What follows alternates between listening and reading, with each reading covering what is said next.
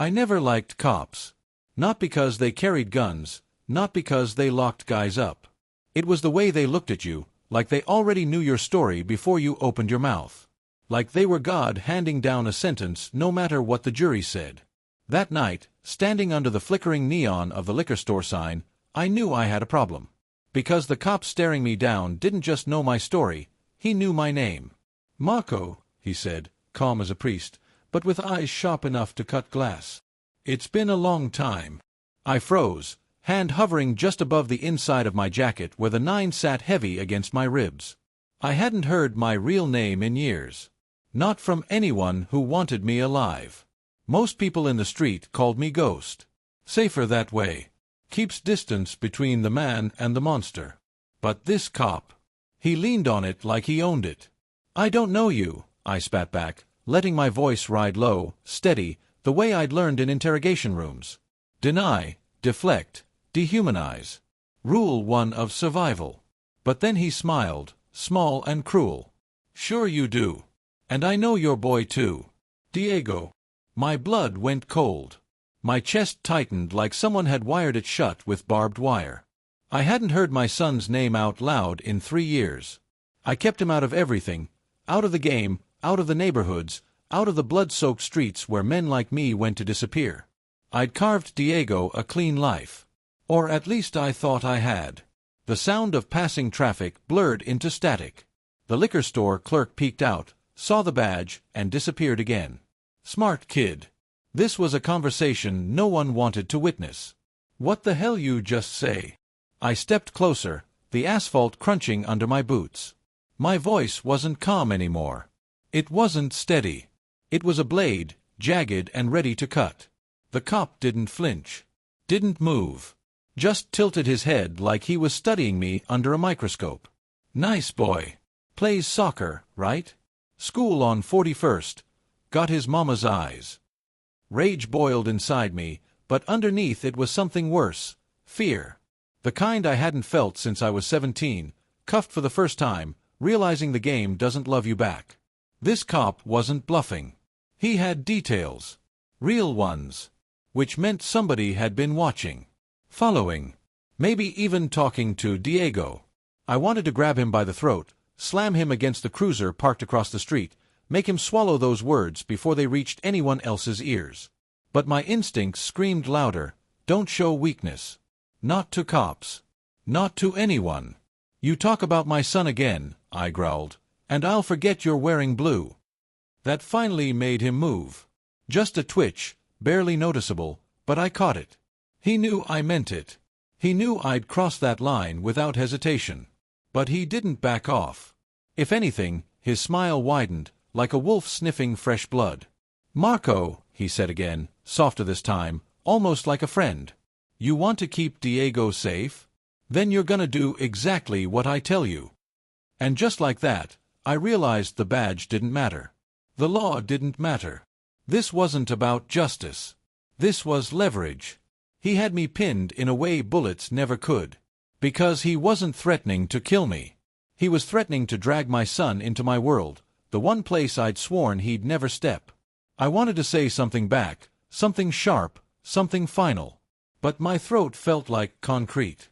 And for the first time in a long time, I didn't feel like Ghost. I felt like Marco. A father. A cornered one. He said my son's name like it belonged to him, and that was the part that burned. Not the badge. Not the smirk. The possession in his voice. "You don't touch him," I said, and I meant every letter of it. "I don't have to," he replied, hands easy in his coat pockets. "Other people will. Accidents happen when the wrong people get curious." Traffic hissed on wet asphalt. Somewhere a siren whined and faded. I watched the way his right shoulder sat lower than his left, a cop who'd learned to keep the holster side relaxed, non-threatening. A hunter's trick. Calm the prey before you spring the trap. "What do you want?" I asked. He let the question hang. The neon liquor sign blinked twice, a busted heartbeat.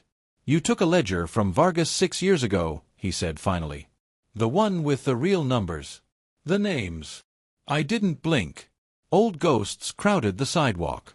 Vargas with his crocodile shoes and laugh that always sounded like someone else was about to bleed. The ledger wasn't supposed to exist. A rumor, a paranoia diary. And then it was in my hands for 14 hours and gone forever. I'd made sure of that. "You're chasing campfire stories," I said. He leaned forward, and for the first time, I saw the cruelty plain. "No, Mako. I'm chasing something you already found and buried. I need it dug up. I don't have it."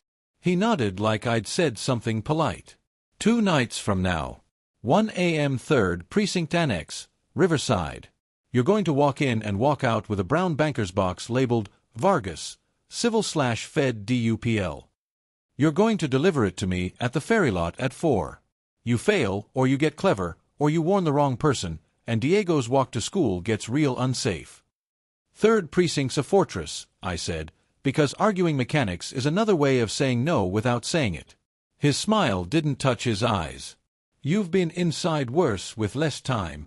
He checked his watch, like this was a meeting he was done with. "You've got 40 hours. Do not make me spend any of them explaining tragedy to a boy." He turned and walked away, not a glance back, like he knew I wouldn't shoot him in the spine. Like he knew the gun under my ribs was only for men who lived by the rules I understood. I stood there until the cruiser's taillights dissolved into rain. My breathing came back slow, jagged. I told myself I had options. I always had options. That was the lie that kept men like me alive long enough to bury our friends. I didn't go home. Home was a place the cop already knew. Instead, I cut across to the river where the city leaned in on itself and hid the things it didn't want to talk about. There's a diner under the bridge that never closes, because the kind of hunger it serves doesn't keep business hours. I took a corner booth. The waitress brought coffee without asking. She knew my face, not my name. That's the kind of mercy I respect. I turned the cup between my hands and thought about rules. The ones you make when you're 17 and stupid, because you think honor is a coat you can put on to stay warm. Rule 1. Never take a job that smells like desperation. Rule 2. Never bring the life home. Rule 3. Never let the badge rent space in your head. I'd broken all 3 in one conversation. Diego's first steps were on a cracked courtyard behind Nina's building. I remember because he let go of the edge of my jacket and ran toward pigeons, fat and arrogant, and when he fell, he laughed like the ground was a friend. I wanted the world to stay that soft for him. So I left. I left Nina when the arguments shifted from, "Why can't you be better?" to, "I can't keep pretending you will be." I left my boy birthdays and school plays and the way he said my name like a secret. I left them both because distance was supposed to be a shield. And now some cop with quiet shoes and a patient smile had stepped around it like it was chalk on a sidewalk. I pulled out an old Nokia from my jacket lining, the one with no name, no history, and half the letters worn off. I popped the SIM and crushed it in a napkin. Then I slid a 10 across the table and walked to the back where the payphone still clung to the wall like a stubborn tooth. I dialed a number only my bones remembered. "Yeah," a voice said, flat as a poker table. "Rook," I said. Silence, then a breath that almost sounded like a laugh. "Ghost. Thought you were retired, man. Turns out retirement doesn't love me." "What's the drop?" "Annex 3rd. I need wheels that don't exist and plates that lie better than I do." "That place eats crew for breakfast," he said, more impressed than afraid. "Who's angry at you?" "Badge." He whistled, low. "Clock. 40 hours. You're gonna owe me." Papers rustled on his end. Keys typing. Rook was born with gasoline in his blood and route maps under his eyelids. "I'll need a second pair of hands." "You want Kev?" "No," I said too fast. "No more than you. Clean ears." "All right. I can be your shadow. Meet you at the glass yard an hour past midnight, tomorrow. We case it lean. We talk in metal, not phones." "Bring the gray," I said. "The grandma car." He laughed for real then. "The Buick. Thought you hated being invisible. Tonight I love it." I hung up and stared at the greasy fingerprints on the payphone. People want to believe life is a story, that it builds to fair endings if you keep your lines honest. But the street is a weather system. It doesn't care what you say. It storms. It clears. It leaves stains where it touches you. I stepped back into the rain and kept to the narrow alleys that smell like damp cardboard and cigarettes. I needed to see Nina without anyone seeing me. Her building on 41st had 2 working cameras and one that blinked like a drunk eye. The super was lazy. I'd paid him to stay that way. I took the fire escape up to the 3rd because second-floor windows are for amateurs. I crouched in the shadow above her kitchen and watched the way light moved inside. Diego's room door was open. A soccer ball in the corner, 2 scuffed sneakers. My throat tightened. He was asleep. The clock over the stove said 12:23. A black sedan hummed past, slow. Unmarked, or trying to be. Crown Vic, the ghost of every cop car this city ever bought. My skin prickled. Right lane, 2 men, shoulders like furniture. I froze. The sedan rolled half a block and parked under the dead elm where the streetlight never worked. I should have left. That would have been the smart thing. Instead my hand went to the glass, useless, like touch could prove they were safe. The kitchen light went off. A header of blue flashed 2 blocks away, not near enough to matter, just enough to remind me of the game. My burner buzzed. It shouldn't have, because I'd crushed it. But there was another phone in the lining, emergency of the emergency, the one even I forgot about until it screamed. Unknown number. I let it ring twice, then answered with my mouth close to the mic. "Don't," a voice said. Not the cop. Younger, clipped. "Turn around slow." I didn't move. The voice sighed. "Marco, I'm saving your life. Turn around." I turned. On the opposite roof, a figure stood, hood up, rain beating on a cheap jacket. He lifted a hand and pointed at the black sedan. "They're not mine," he said. "They're not his either." He meant the cop. "They're Vargas's old men trying on new suits." "Vargas is dead," I said. "Dead men leave hungry nephews." I stepped toward the edge. "Who are you?" "Neighbor," he said, amused. "The kind who reads mail he didn't ask for." He pulled something from his pocket and held it up between 2 fingers. Even in the rain, even at that distance, I knew what it was. A school ID. Plastic bright in the night. "Cute kid," the neighbor said. "You should probably come down and hear what they're planning to do with him." The sedan's passenger door opened.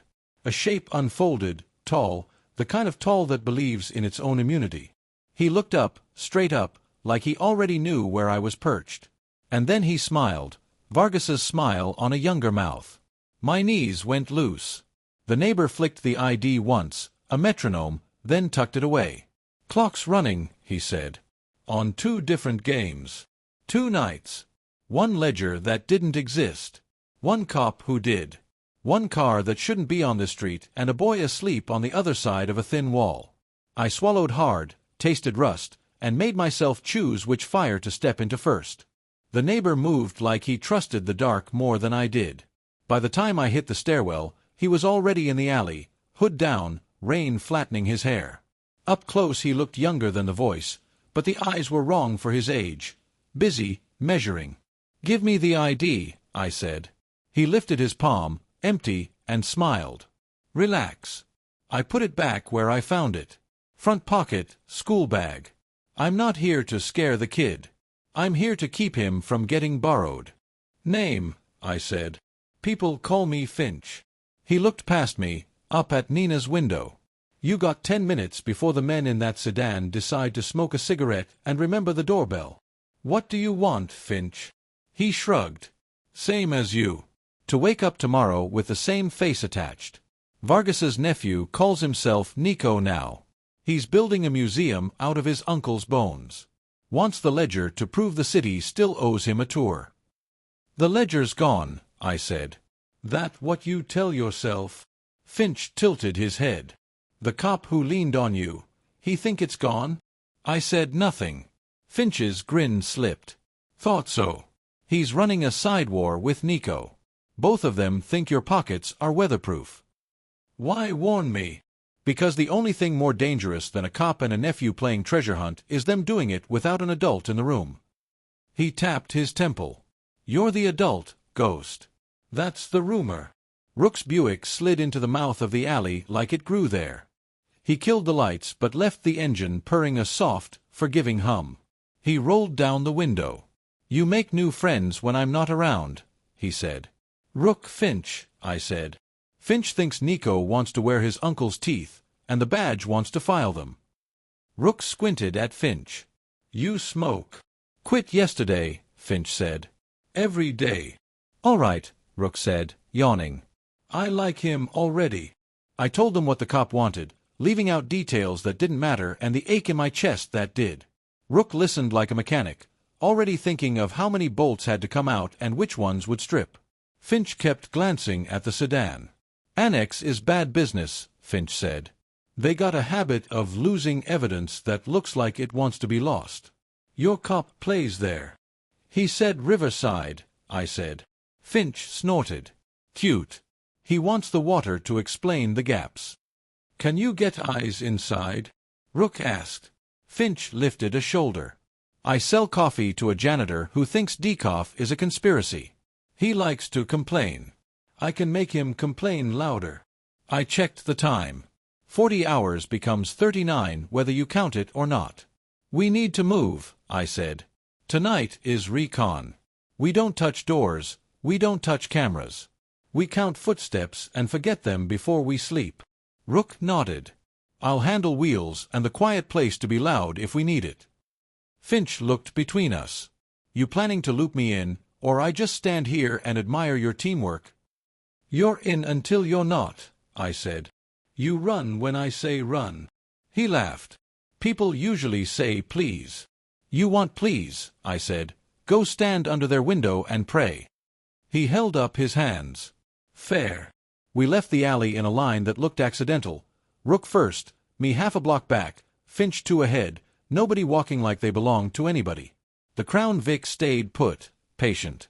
Nico had learned something from his uncle after all. Rook's Buick felt like your grandmother's couch, too soft, smelled like old soap, an ocean of fabric meant to forgive mistakes. He drove like he was bored.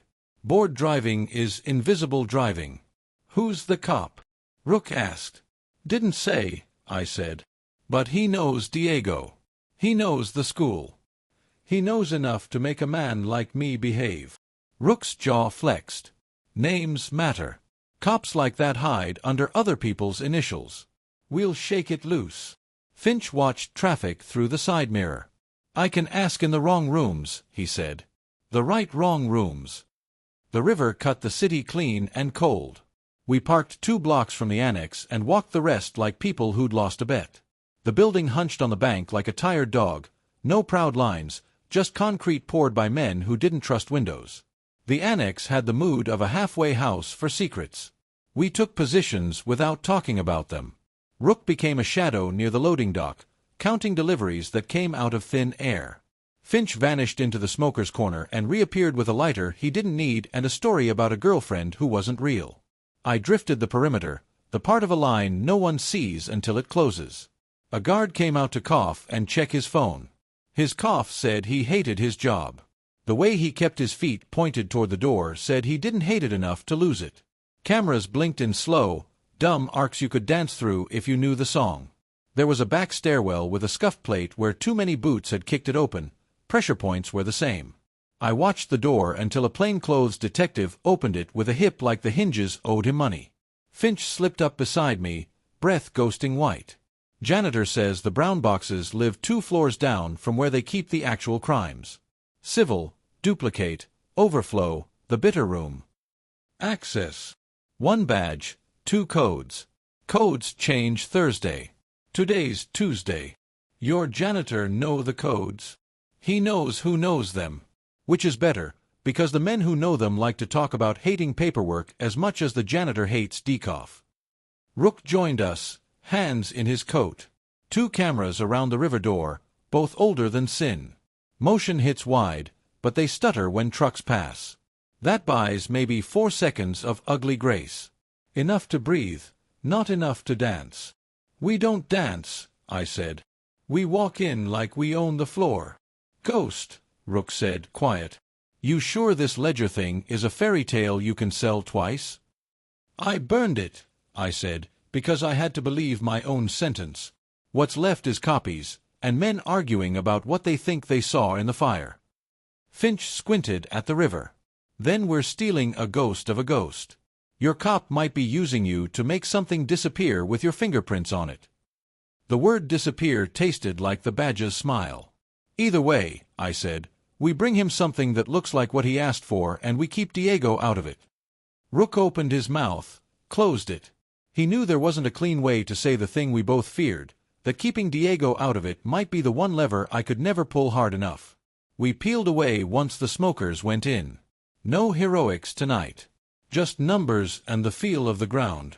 On the walk back, Finch stopped at a corner store and came out with a pack of gum and a folded flyer. He handed me the flyer. Family Safety Night, it said in cheerful colors. School on 41st. Tomorrow. Meet your local officers. The page crinkled in my fist. Finch watched my face, unreadable. You see the joke, he said. I see the trap, I said. He nodded. Nico's boys will see it too. Friendly officers, fresh faces, predictable patterns.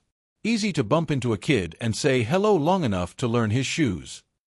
Rook took the flyer and folded it into smaller squares until it was the size of a coin.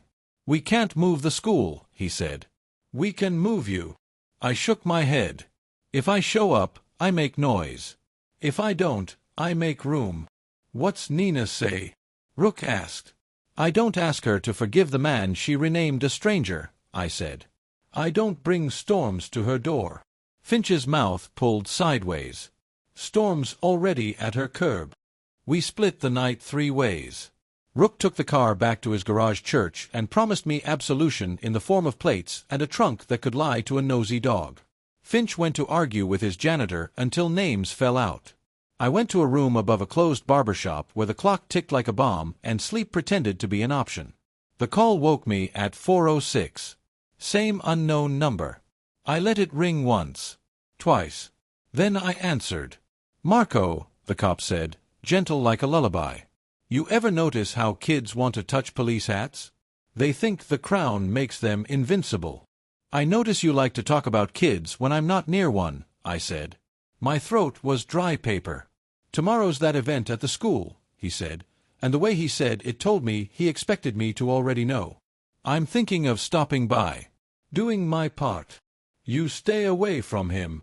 You have for years, he said. How's that working? He still ended up with your jaw. The walls felt closer. What do you want? I told you. A pause, a soft click, as if he were moving the phone from one ear to the other. But I'm generous. I'll give you a reason bigger than your fear.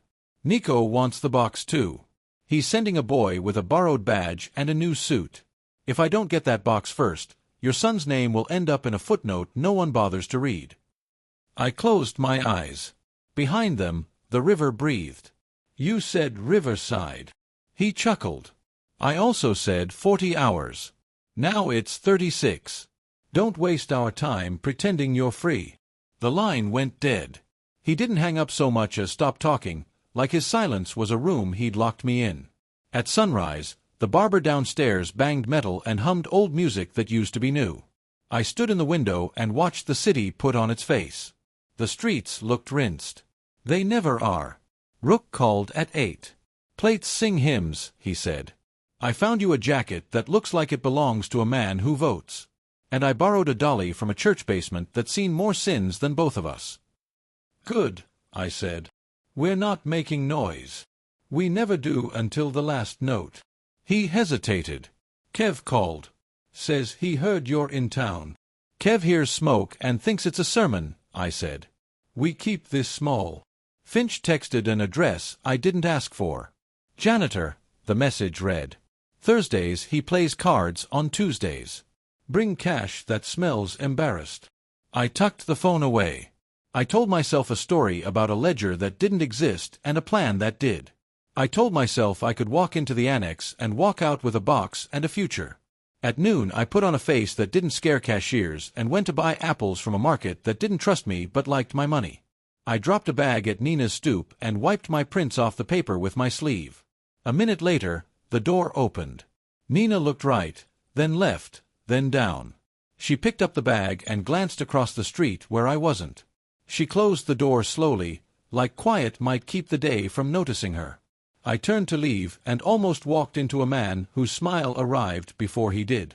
"Ghost," he said, spreading his hands like we were about to hug. "My uncle used to tell stories about you." Up close, Nico was all bones and silk. His suit was the kind that made other men apologize for their wrists.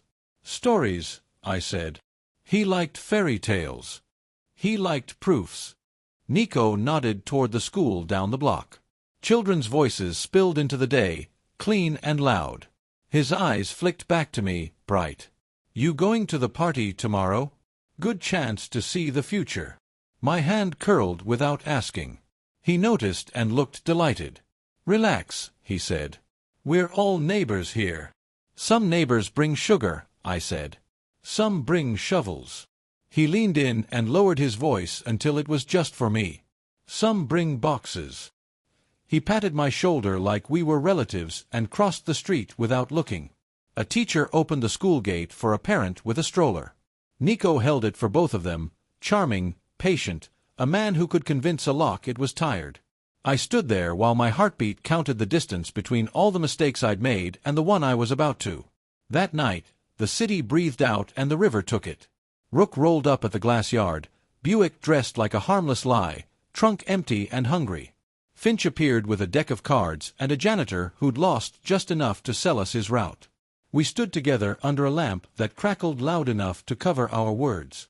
The annex sat on the far bank like a promise and a dare. "You ready?" Rook said. "No," I said, and opened the door. The Buick ate the road like it had secrets in the trunk.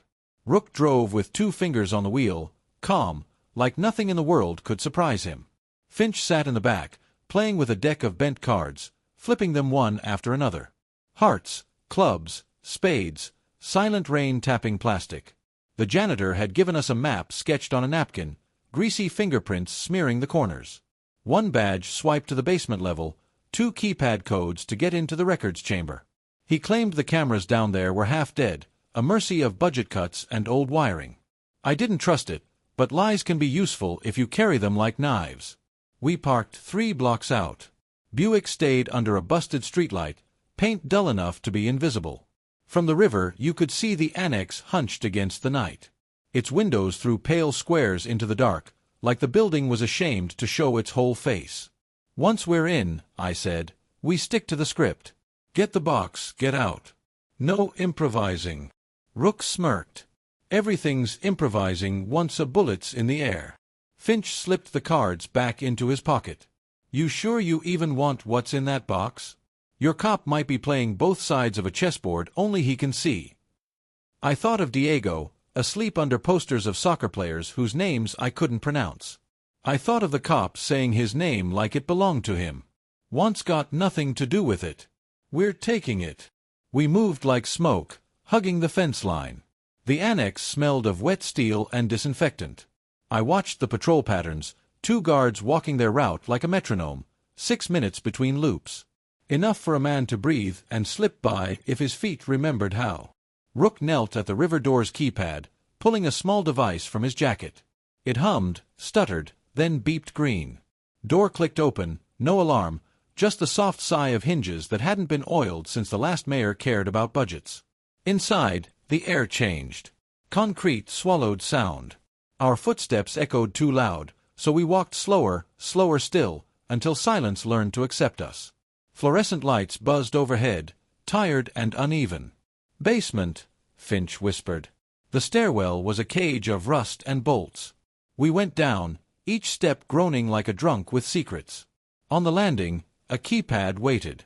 Finch tapped in the code from the janitor's napkin. The red light blinked once, twice, then turned green. The door swung open to a hallway lined with steel cabinets. Folders stacked on rolling carts, boxes piled like forgotten tombstones. The civil archive, everything the city didn't care about until someone remembered too late.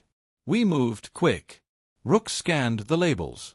Finch pulled drawers open, flipping files with fingers that moved faster than thought. "There," Finch hissed. Brown box, stenciled black. Vargas, Civil/Fed DUPL. Rook grabbed it, hefted it like it weighed less than the dust it carried. But when I looked at him, his face was tight. "Feels wrong," he muttered. "Everything feels wrong," I said. "Move." We turned back, box in hand, and that's when the lights cut out. Total dark, a silence heavy enough to smother. Then emergency red kicked in, bathing everything in the color of wounds. "Trap," Rook growled. Footsteps echoed above, boots hitting metal. Not the lazy steps of guards. Sharp, practiced. "Go," I ordered. We sprinted, the box banging against Rook's leg. Finch ran ahead, card deck spilling from his pocket, scattering across the floor like bloodless feathers. We hit the stairwell, climbed fast, breath harsh in the echo chamber. At the top, the river door loomed. But it wasn't empty anymore. 2 men stood in the doorway, dressed in plain suits that didn't bother to hide the weight under the jackets. One had Vargas's jaw, squared and smug. The nephew, Nico. He smiled like a man who had rehearsed it in the mirror. "Evening, Ghost," he said. "You bring me a gift." Rook dropped the box to the floor, stepped forward. "Get out of our way." Nico raised his hand, and the other man shifted, coat falling back just enough to show a pistol grip. "I don't think so. That box belongs to my blood." "It belongs to whoever carries it out," I said, voice steady. Nico laughed, soft and amused. "You always were stubborn. My uncle used to say stubborn men make good coffins." Behind him, the night air shimmered with the sound of a cruiser pulling up. Doors slammed. A flashlight beam cut across the riverbank. The cop stepped into view. Same calm smile, same sharp eyes. He didn't even look at me, just at the box. "Well," he said, "this saves me some trouble." Nico turned, frowning. "This isn't your play, officer." "Everything's my play," the cop answered. "Step aside." The air tensed. Nico's man shifted his weight, hand close to steel. Rook flexed his fingers, ready. Finch slipped behind a cabinet, ghosting into shadow. I stood between them all, my heart pounding like a drum I couldn't control. My son's name burned in my ears. The box sat at my feet, heavy with promises I didn't believe. Nico grinned. "Looks like we've got ourselves a party." The cop's smile sharpened. "Only one of us is leaving with that box." I bent down, hand brushing the cardboard, and said, "Then I guess we're about to find out who wants it bad enough to bleed for it." The stairwell roared alive with footsteps. More boots, more shadows closing in. The annex had become a cage, and every animal inside was hungry. I grabbed the box, felt the weight of all our mistakes in my arms, and ran for the door. Behind me, guns clicked. Ahead, the river whispered like it knew I'd be falling in soon. I didn't think. Thinking gets you measured. I moved. Box up, shoulder down, door frame a blur. The red emergency lights made everything look like it was already bleeding. I heard the first shot crack the air and bite concrete above my head. The second one came softer, disciplined, cop's shot. It didn't hit me. It hit something behind me that cursed in a voice I didn't recognize and dropped like a sack. Rook slammed into my side and kept me upright. "Left," he barked. We went left. Finch was already there, a streak of motion that didn't belong to the red world. He kicked something small and mean into the hall behind us, and the corridor filled with white hiss and panic. No boom, just a screaming fog that burned eyes and told everyone to reconsider their life choices. Not lethal. Just enough to make men forget what their hands were for. "Go," Finch said, voice thin in the noise. The river door was an arm's reach and a mile away. I threw my weight through it, felt the night slap my face clean. The river smelled like iron and promises. Behind us, bodies tripped over their own certainty. In front of us, the Buick waited with its mouth open like it was starving for us. Rook shoved me toward the trunk. "In," he said. "Box in first." "No trunk," I snapped. "If they stop us, I want to look like a man who made a bad turn, not a man who planned it." The cop came through the door like nothing in the world could slow him. Calm steps, no rush, gun low and sure. He looked at me, at the Buick, at the box, like he was reading lines he'd already rehearsed. "Marco," he said, and my name felt expensive in his mouth. Last chance. Nico stumbled out behind him, face streaked, one hand on the wall, the other bloody. He laughed, wild and giddy. You missed, officer. The cop didn't look at him. Get in the car, he said to me, conversational. Or I walk across the street at 8 tomorrow morning and introduce myself to your son's homeroom. I felt Rook tense beside me. Finch's eyes flicked to mine, asking a question without words. I answered the only way I knew how. I moved. Drive, I told Rook, tossing the box across the back seat and diving in after it. Finch folded himself in, door half closed when the Buick lurched, tires spitting river grit. A shot punched the trunk lid and the car shivered but kept its lie together. Rook's hands were steady. He didn't look in the mirror. Men who look back die in stories like this. We hit the mouth of the access road, merged with a delivery truck that didn't know it was a shield, and let the city swallow us. The annex shrank behind like a bad decision you'll pretend later you never made. No one spoke for 3 blocks. The car's heater whispered a prayer. My heartbeat climbed down off the roof. Rook cut onto a side street, 2 neighborhoods too quiet for men like us. He idled under a tree that had survived 4 mayors and 3 storms. Open it, he said. I set the box on my knees. The tape was new. Government new, stingy, mean, pulled in a straight line by someone who believed in rules. My hands weren't steady. I split it anyway and peeled the lid back like it might bite. Inside were papers. Too neat. Too clean. The top folder was stamped duplicate in red that hadn't had time to fade. I thumbed through pages that smelled like a copier and a lie. Complaints, civil filings, a few memos that tried hard to sound important and failed. Then, halfway down, a thinner folder. Blue, cheap, like the kind you give a substitute teacher. I lifted it. No stamp. Just a label written by a hand that didn't get paid to be careful. 41st, Community Outreach. My stomach dropped. Finch leaned in. That's not Vargas. I opened it. Photos slid into my lap. Smiling uniforms at a school gym. The same flyer Finch had handed me, except this copy had circles on it. Times. Doors. Names. Notes in tidy block letters. Under one photo, a sticky note, Kid, Diego R. Front teeth gap, Barcelona jersey. Dad unknown. My vision tunneled. The car got small. The world got cruel. Rook swore under his breath. They built a map. There was more.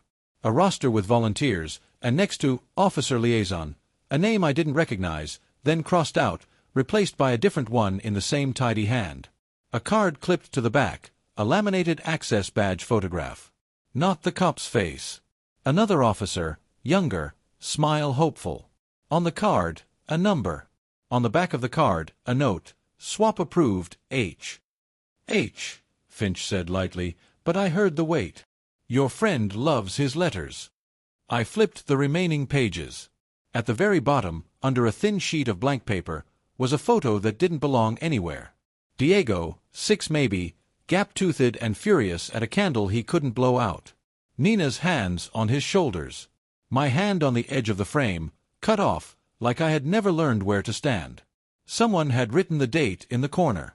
The right date. The real one. Not public. Not online. A memory stolen from flesh. How? I whispered, but I already knew the answer. Badge doors open locks. Badges open mouths. Badges make people helpful. Rook reached forward, put a palm over the photo, not touching it, just offering it a roof. This isn't a ledger, he said. It's leverage, Finch said. It's what a man uses when he wants to move a softer world. I put the blue folder back, closed the box. I didn't trust my hands to keep from tearing the whole thing in half. The anger wanted to be a weapon. It wanted to be indiscriminate. That's how you make orphans.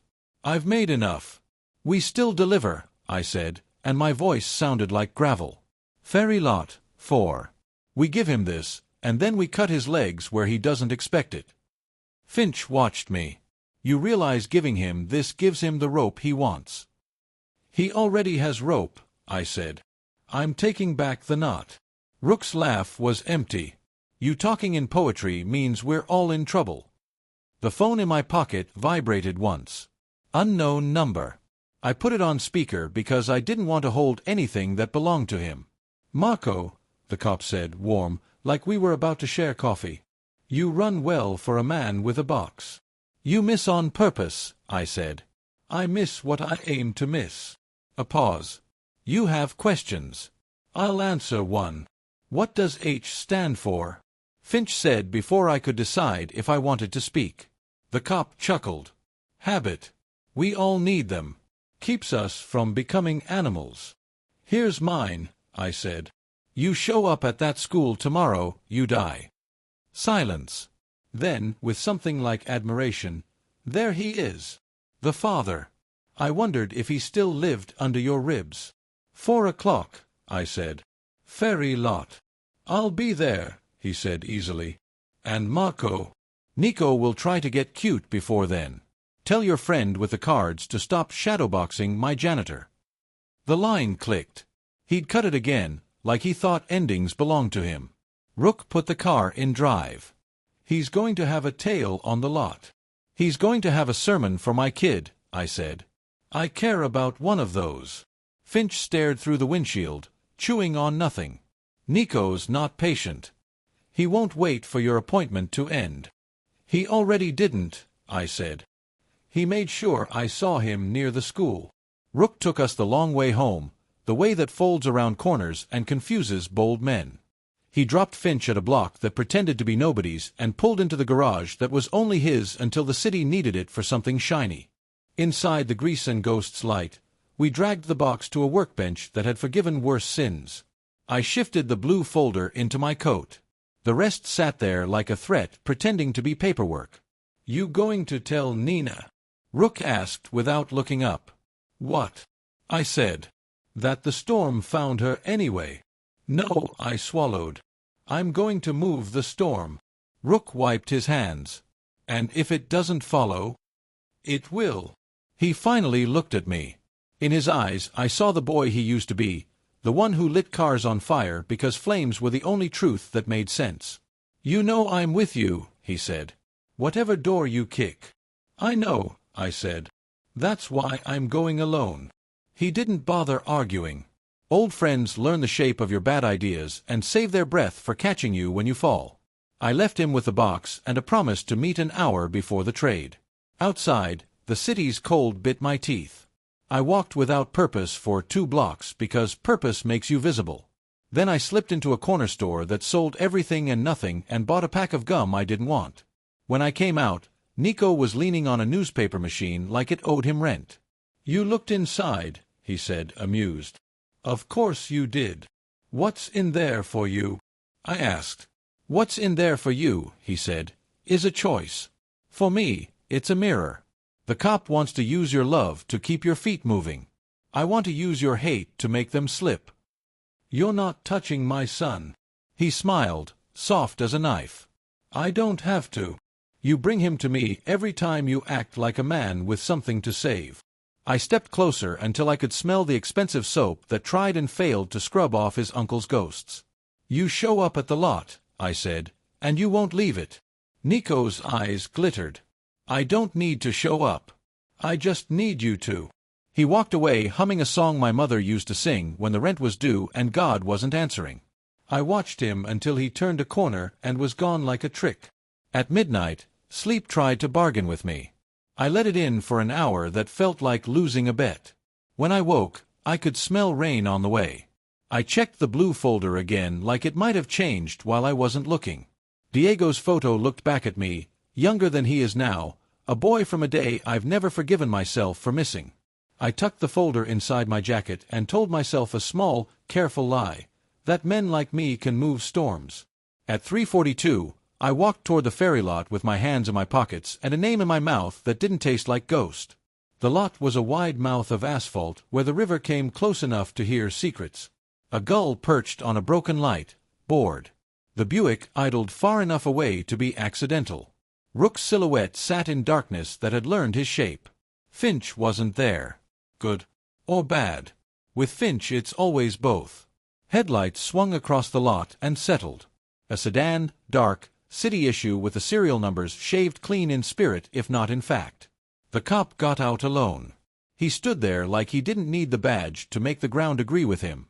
"Marco," he said, voice calm in the big air. "Let's make each other's mornings simple." I stepped forward and felt the blue folder press against my ribs like a second heart. Somewhere, out past the rail, the river moved like a waiting answer. The ferry lot was empty except for the gulls and the kind of silence that means someone's watching. Asphalt cracked under my boots as I closed the space between us. The cop didn't move, didn't posture. He just let the fog roll off the river and hang around his shoulders like it had picked a side. "You brought the box," he said. "I brought what you asked for," I answered. My coat felt heavy where the blue folder pressed against me. The rest of the box sat in the Buick, far enough away that I could pretend this was still my choice. He tilted his head, studying me like a man reading a headline he already knew. "Then hand it over. First, you tell me why my kid's name is in there." A pause. He smiled without humor. "Because every man has a lever, Marco. Yours just happens to play soccer." The air tightened. Rook shifted in the Buick, but stayed in the dark. He knew this was mine to carry. "You leave Diego out of this," I said, every word sandpaper. "I don't touch kids," he replied, almost offended. "But men like Nico, they don't know the difference between leverage and lunch. You should be thanking me for keeping your boy's picture out of the wrong hands." "Wrong hands," I spat. "Feels like yours fit just fine."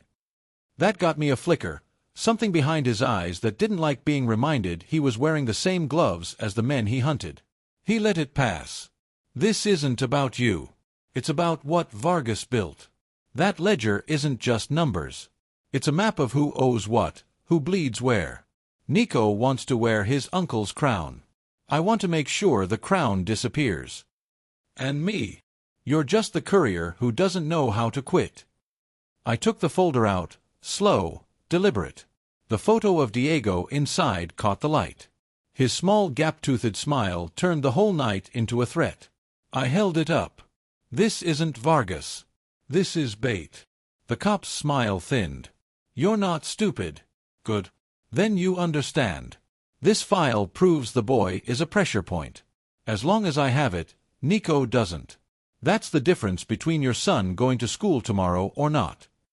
You want me to believe you're saving him by putting him in a folder? I want you to believe survival isn't clean." For a second, it wasn't the lot, wasn't the fog, wasn't the box.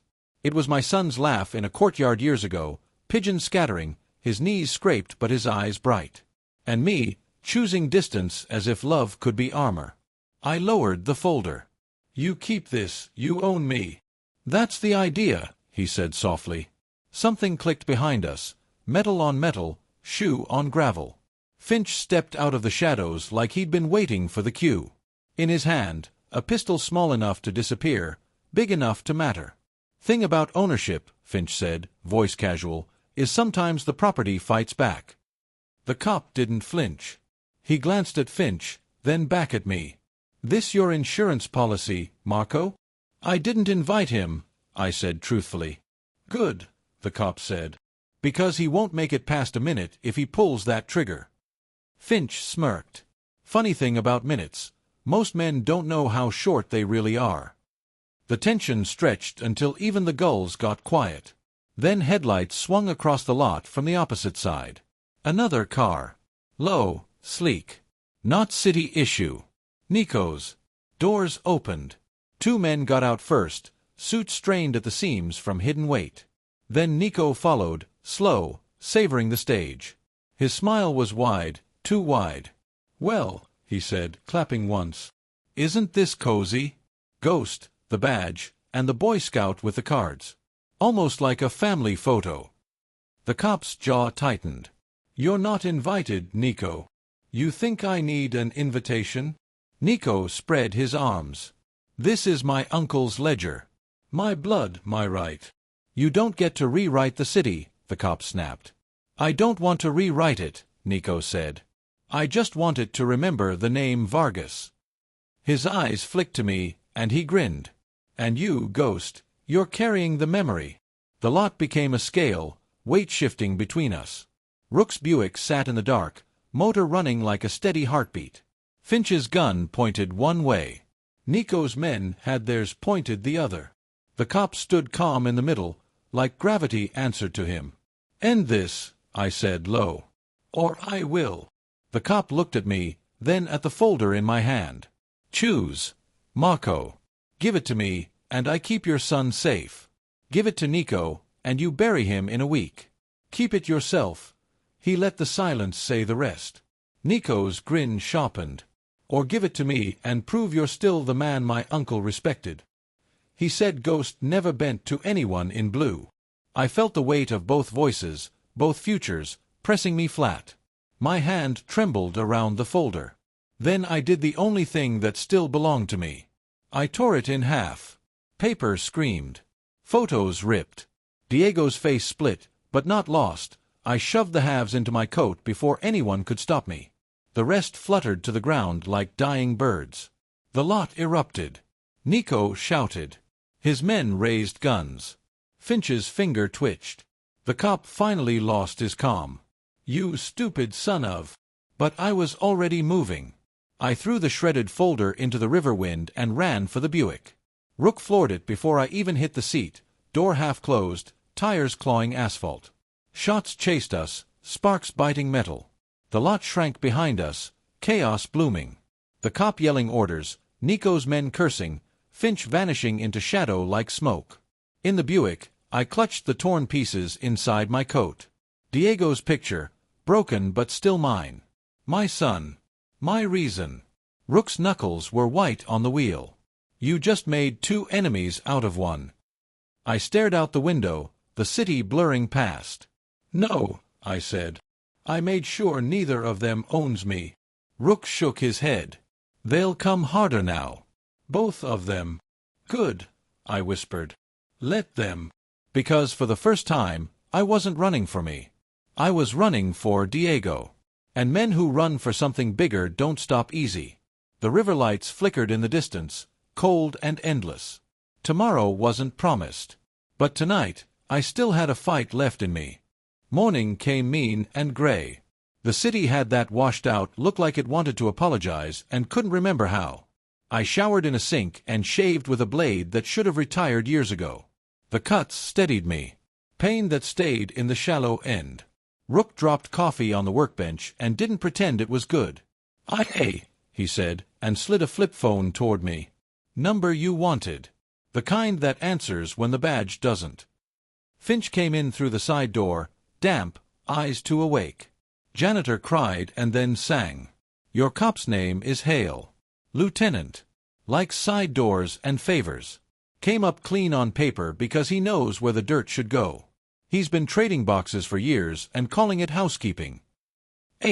Rook said. "Habit." I dialed the number and gave Internal Affairs the smallest version of the truth that could still hold weight. A lieutenant using school events as leverage. A box that wasn't supposed to exist, moved in the dark, supervised by a man who kept his hands clean and his teeth sharp. I didn't give my name. I gave them the ferry lot, the annex corridor, and Hale's fondness for the river door. The voice on the other end didn't gasp or scold. It asked for times, it asked for facts, it asked if I'd come in. I hung up. "Men like me don't come in. We make the room come to us." "School," Finch said. "He'll still show. He needs to prove you're on a leash. He needs you to see him pet the dog." Rook's jaw worked. "You sure you want to bring your face to where your boy eats lunch?" "I've been a ghost his whole life," I said. "Look where that got us." Noon settled heavy over the block when I walked toward the school. Parents floated in clusters, coffee cups, strollers, small talk they pretended was their idea. A banner flapped over the gate, bright letters promising safety. If the city could bottle irony, it would never go thirsty. I stayed outside the fence line, where the shade could argue I wasn't really there. Nina came up the sidewalk with Diego at her side, hand on his backpack strapped like a seatbelt. She looked thinner. Or I was just seeing her without all the lies we'd both been carrying. She stopped when her eyes found me. 20 feet away, but somehow closer than we'd been in years. She looked past me, scanning for the storm she felt even if she couldn't see it. I kept my hands visible and my voice low. "Don't panic," I said. "But we're not alone today." "Is it you," she asked, "or the weather you bring?" "Both." Her mouth tightened. "I told you we didn't need your protection." "Then pretend I'm not here. But if a cop with quiet shoes introduces himself, you take Diego home through the back and you don't answer the door for anyone in a suit." Her eyes flashed. "You don't get to show up and make rules." "I'm not making rules," I said. "I'm choosing the consequences." She wanted to slap me. I saw it travel across her face and almost wanted it to land. Diego looked between us, confused, too old for the lie and too young for the truth. "Who is he?" he asked her. "Just someone leaving," Nina said, and started to move past me. She hesitated, almost nothing, then added without looking, "Thank you for the apples." It was the smallest bridge ever built. I stepped onto it like it could hold. The gym buzzed with the kind of friendly that doesn't last. Officers at tables, stickers and pamphlets, a mascot costume with a smile painted too wide. I stayed by the double doors, where sightlines stack and exits don't argue. Rook melted into the bleachers, baseball cap low. Finch wandered like a bored cousin, admiring displays he had no intention of reading. Hale entered like the room had already agreed to become a photograph. No fanfare. No introduction. Just a man with a badge and a practiced smile. He shook hands. He crouched to eye level with kids and made a face that wasn't quite human and was exactly what they expected. He looked, in a word, safe. He found me without looking. The corner of his mouth ticked. He tapped his watch. 34 hours since the annex. I felt every one. When he reached the PA table, Finch drifted into the curtain behind it and vanished. Rook's hat dipped once. I moved to intercept in the time it takes a man to decide which version of himself he wants to be. "Lieutenant Hale," I said low. "Nice day for a photo op." He didn't look surprised. "Marco, you brought your conscience. You brought your hunters," I said, chin flicking toward 2 suits by the far wall. "Not his men. Nico's. Clean, polite, predatory." Hale barely glanced. "They won't act here." "They don't have to," I said. "You already did." We were close enough now that I could see the pores on his nose and the tired at the edges of his eyes. Men who play puppeteer forget the strings cut the fingers too. "Give me the rest of the file," he murmured, "and I will make sure Nico's men forget your son's name." "Or," I said, "you go to hell with your hands in your pockets." He sighed. "You've had your moment. Now step aside.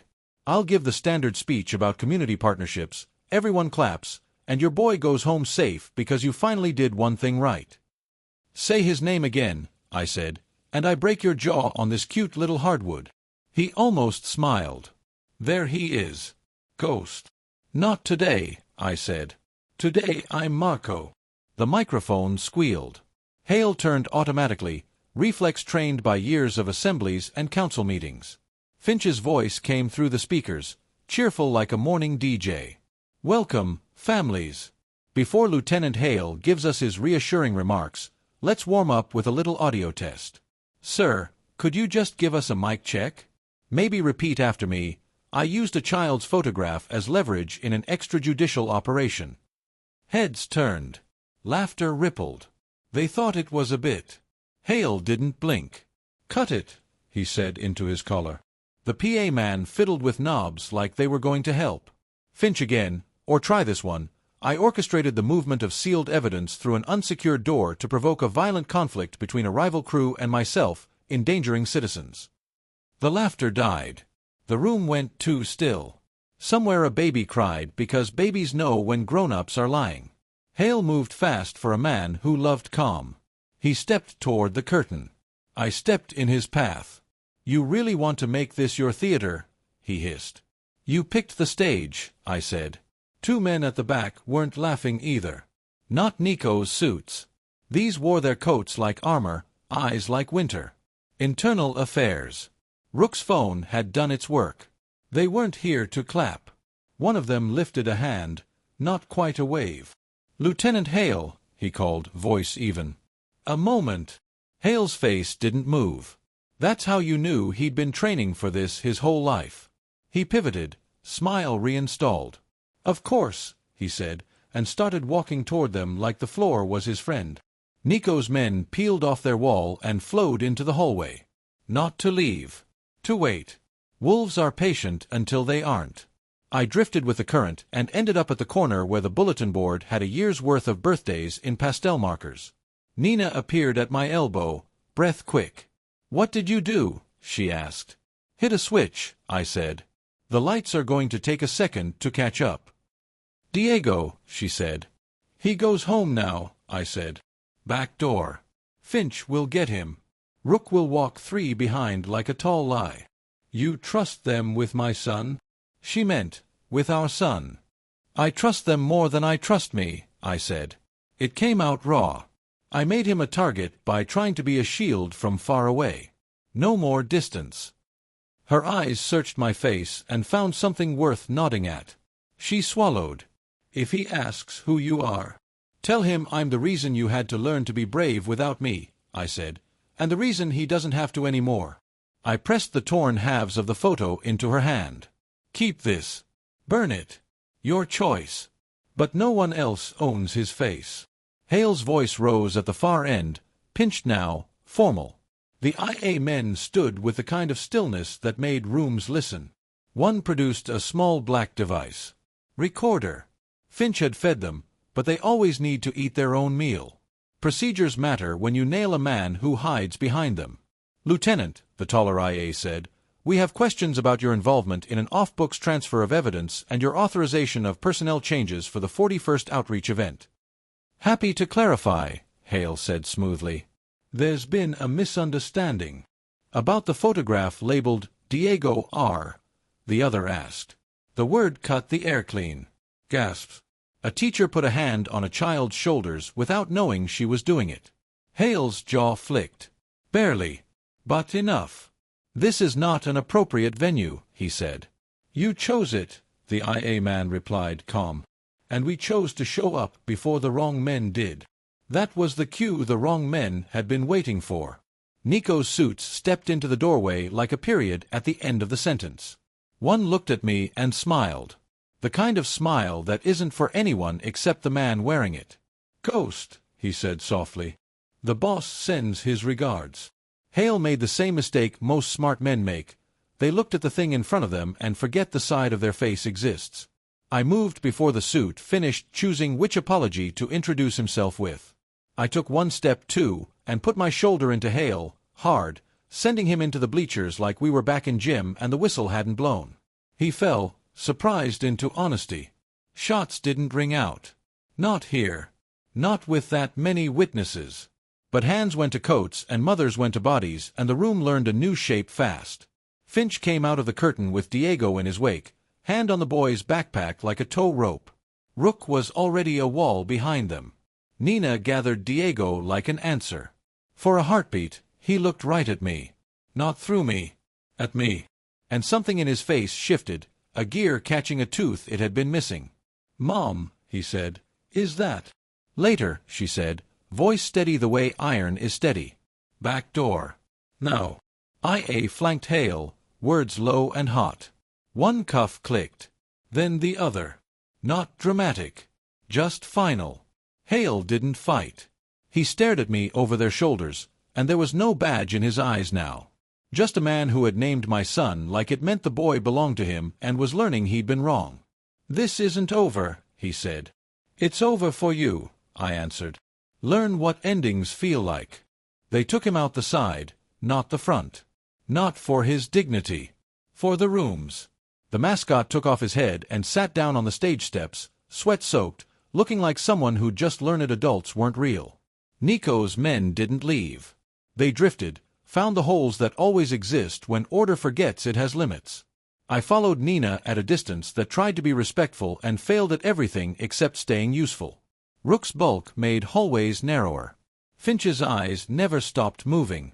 Out in the cold, the world sounded wrong, like someone had turned down a dial and forgotten to turn it back. Rook scanned the street. "White van," he said. "Half a block. Plates lie. Mirrors tell the truth." "Cut through the field," I said. Fence is low. We moved. The van rolled. Finch tossed a trash can into the street like a punctuation mark. The van swerved, cursed in a voice too young to be making those choices, and bought us seconds that matter. At the back gate, Nina stopped and turned. She looked at me like she was memorizing the math she'd have to teach a boy later.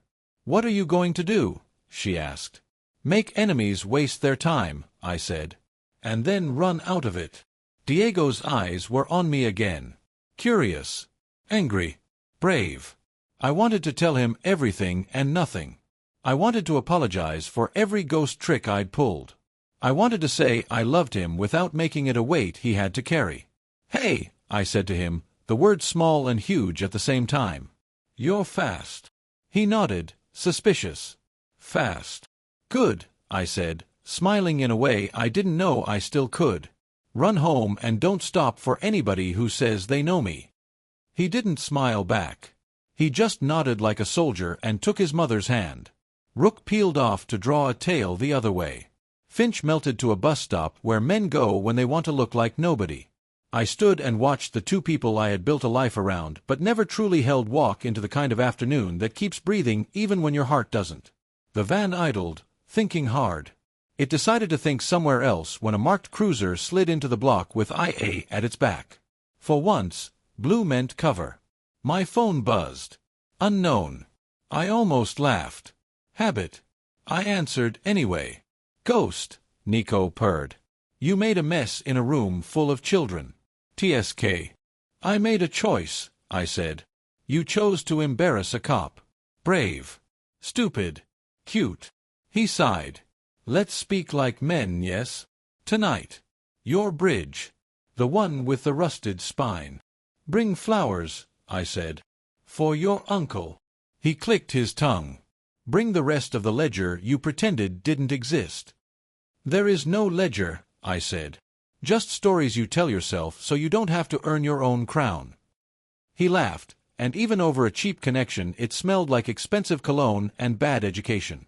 Midnight. The line died. The day didn't. I didn't go to the bridge. That's the magic trick bold men love, meeting in the middle so the fall can be shared. Instead, I went back to the garage and sat with Rook until the light decided it had done enough. Finch brought noodles that tasted like salt and apologies.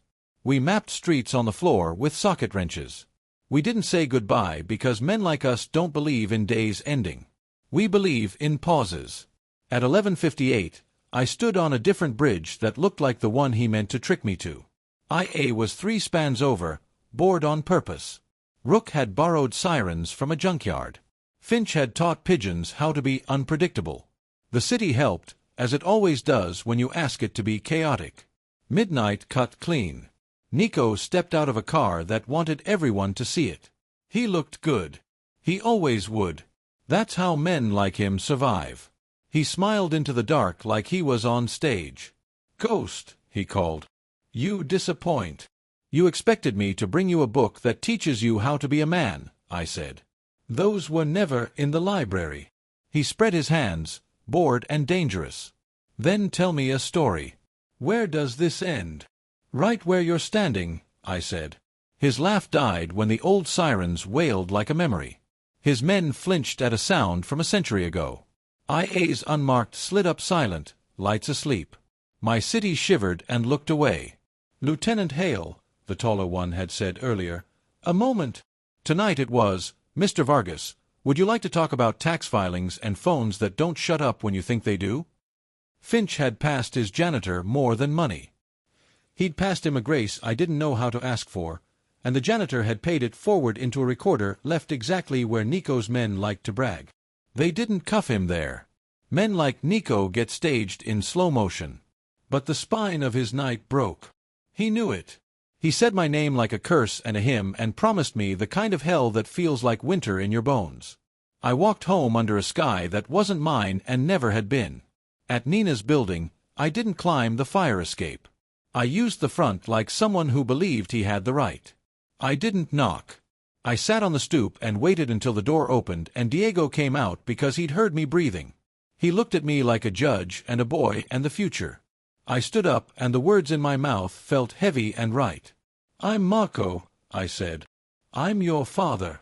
I'm not a ghost anymore." He stared for a long time that could have been a year. Then he nodded once, slow, like he was accepting a contract he hadn't had a chance to read. Nina's eyes were in his. So were mine. He held the door open. "You coming in?" he asked. "I am," I said, and I didn't look over my shoulder when I crossed the threshold.